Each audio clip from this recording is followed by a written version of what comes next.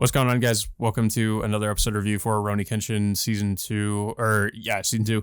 This is episode 40 and 41. And yeah, with me as always, we have Blue Spade. Unfortunately, we weren't able to get to the last week's episode because we just had things going on, but that's why this is like a double episode review. Yeah. The last episode we reviewed was well, actually, when Kenshin was forced to use what was it, the fuck, I keep forgetting the name of that move.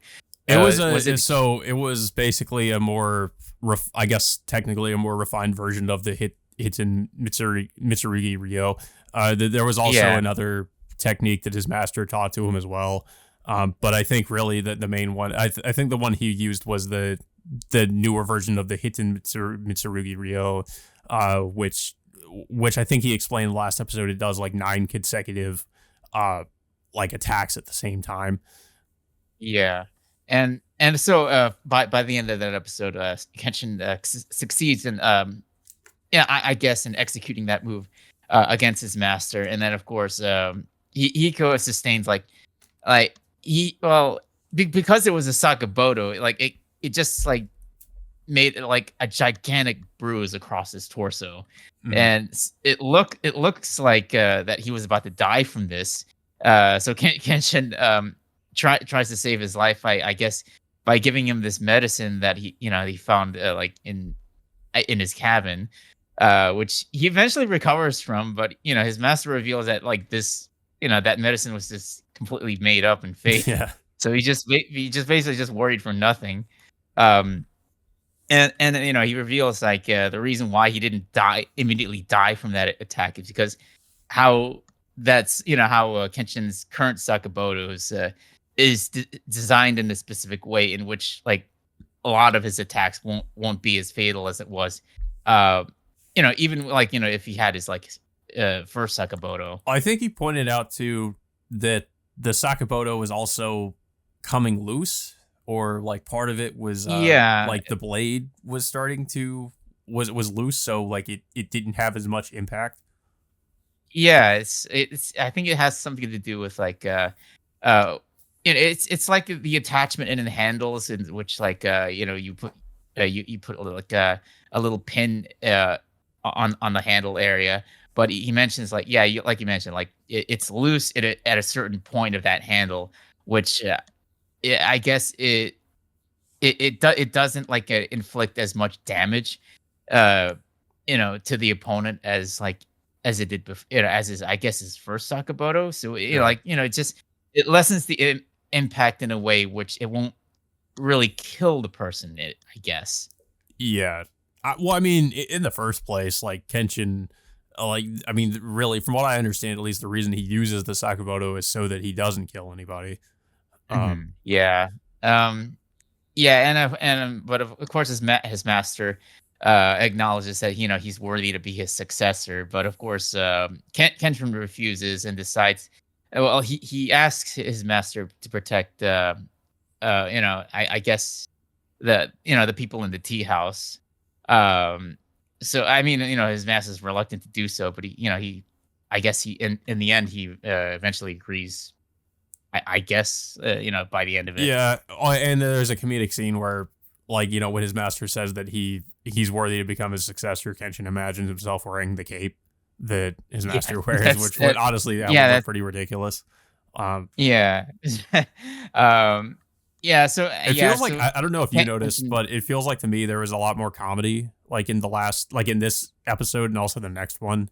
It felt like there was a lot more comedic skits in these past couple episodes. After what happened, with the fight with Aoshi and Okino, I guess they needed some levity after after that. Yeah, I mean, well, we do find out that of course, Okina survived thanks to Megami. But we do cut back to to Shishio's group, in which we see several more of the 10. What was it? The 10 swords. Especially one particular character. What was it? Hanjo Kamatari. Who well, back then people Oh, is like it? Oh, okay, yeah, that character. Yeah, because we yeah, see that character, and then we see someone else who's just like I guess a literal giant, just kind of sleeping outside.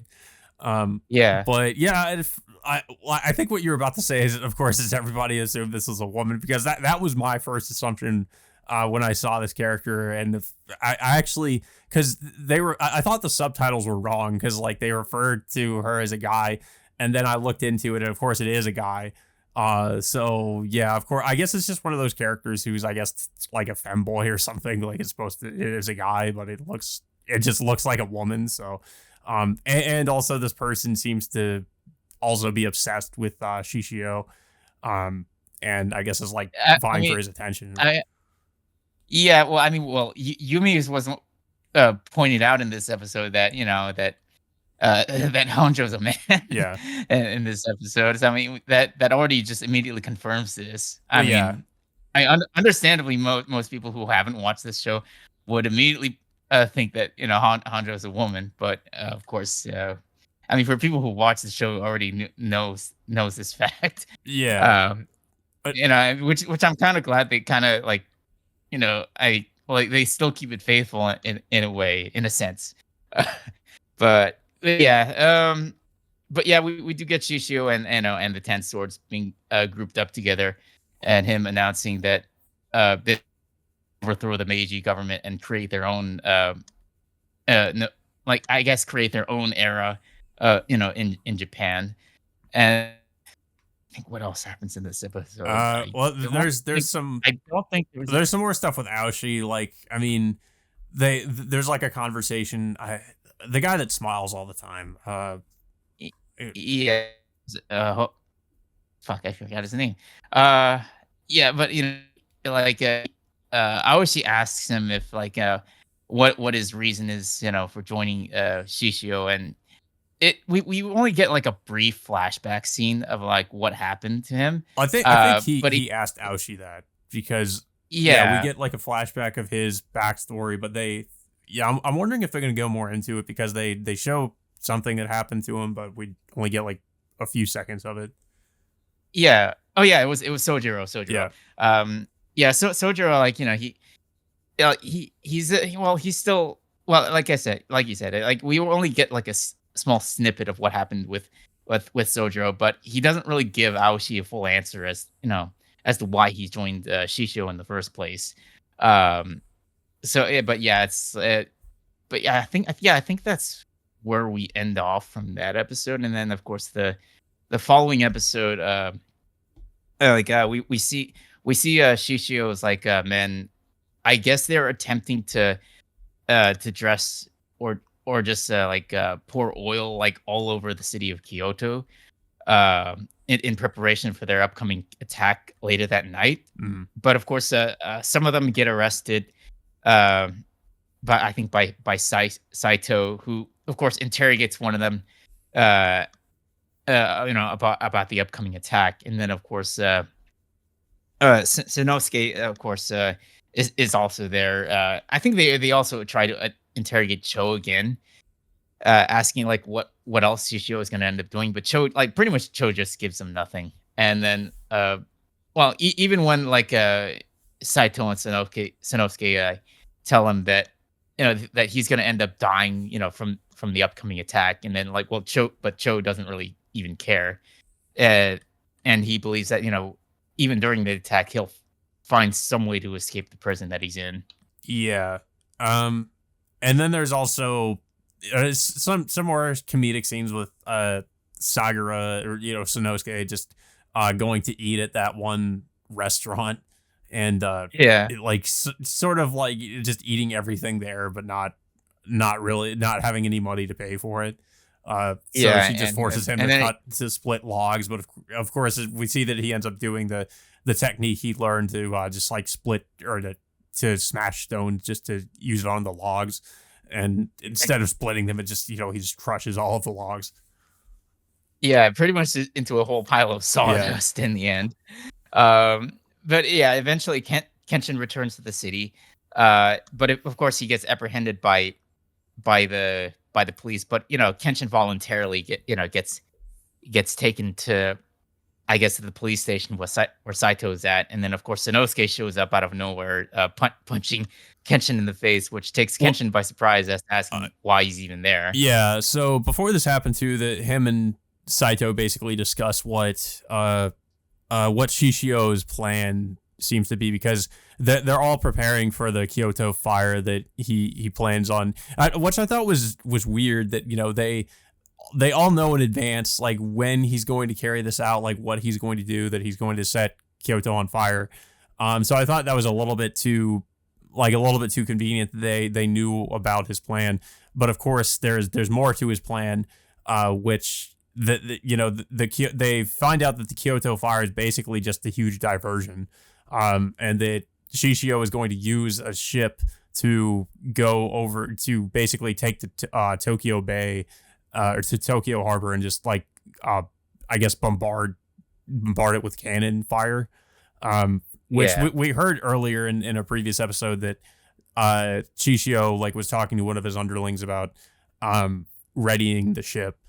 So we already kind of knew that was part of his plan, but they figured this out because this this plan is based on something that happened, I think, earlier in, like, years ago. Some other attack that I forget. It's part of Japanese history. Like, I think it's something that actually did happen. But that's what his plan is based on, and that's how Kenshin was able to deduce, like, that's what the real target is. That's where Shishio is actually trying to go. And we also, aside from that, we also get more scenes with one of the other 10 swords. I think it was Usui, the guy with the spear. It was. I think, what was it? The blind guy? Yeah, the blind. I think it's the blind guy. The guy with the weighted spear. Yeah. He's basically like. The guys that came back that weren't arrested were basically like afraid that they were going to be punished for failing, and he was saying that they should make an example out of them. But of course, I forget the other guy's name, the guy with the weird eyes. Like, he was trying to argue you mean Hojo? Yeah, Hojo. He was trying to basically argue that they should be spared. So, of course nothing ends up happening to them, but I was like thinking for a moment he was just going to kill them anyway. Yeah, I was under the impression that, like, I don't think Usui really even cares. He's likely to, end up killing. I don't know. I don't know if it's going to be even relevant, but he's just, I mean, it seems like that's, what Usui is. Like, he doesn't really care about how many lives that he takes, whether if it's like, whether if it's his own team or is like anybody else. Yeah, like, everybody on Shishio's clan seems to be like kind of afraid of him, or just like apprehensive around him. Yeah, I think that's like, he was like one of the only 10 swords that like basically like not a lot of people like. I think like maybe even Shishio barely even trusts at times. Yeah. And then of course we get Shishio basically making the announcement to everybody that what he plans to do, and yeah. But yeah, and then of course, like you mentioned, we get Kenshin and Sagura finally reuniting, and I'm assuming the others might also eventually try to reunite with Kenshin, because we see Kaoru there's another scene where Kaoru learns that Kenshin had been arrested, or at least somebody that looked like Kenshin had been arrested. Yeah, but yeah, I think that's pretty much about it. Yeah. I think it's this episode is like more of a setup as to, what's going to happen, and I guess in the final battle, in Kyoto or Tokyo, where it's going to take place. But yeah, that's pretty much where it's leading to, with the upcoming. I guess you could say it's the upcoming finale. I keep forgetting how many episodes we have left right now. Some people were pointing out, like, as I was reading up on it, like how are they going to like kind of wrap this particular arc up with the time that they have left, because there's still like a lot of stuff that happens, I think. So I don't know. I'm wondering that myself, because I remember, at least in the third live action movie, like, of course they rearranged events in the third one to where things things happen differently. But I'm guessing like the main thing with that movie was I guess that confrontation on Shishio's ship. the rest of like most of the rest of the movie was like set up for that. So I mean that's kind of already happened in the series. So I mean I feel like they could still like fairly easily I would assume wrap things up with the remaining episodes they have with this arc, but I'm not too sure. Yeah, it's just the way the movie handles. Well, it's not just only the plot, but specific characters like backstories. Like Saito's backstory is completely changed as to why he wants to go after Kenshin, because Kenshin like in that live action trilogy never confronts Aoshi's group in the first, not even in the first movie. Um, because they never made an appearance in that in that first film, even though they were supposed to. So yeah, it's just that a lot of the events and the backstories of certain characters were swapped up a bit. But of course, like the ending is the end game sort of plays out somewhat similarly, but it's just mainly just due to the fact it's three movies in comparison to like adapting like you know, like multiple, like 4 cores worth of episodes, I guess you could say. Yeah. But yeah, I don't really have much else to say about the episode. I thought it was a pretty, the last 2 episodes have been pretty good. But yeah, I don't know if you have anything else to say about it. Yeah, definitely like, I guess you could say it's a good, decent break from, I guess from a lot of the hard hitting episodes that we've seen like previously. It's just a lot of like dialogue heavy scenes in on what's happening with Shishio's group, and then what Kenshin and the others are gonna end up doing to try to stop Shishio's plan. Yeah, guys. But that all being said, until next time, we will see you all later.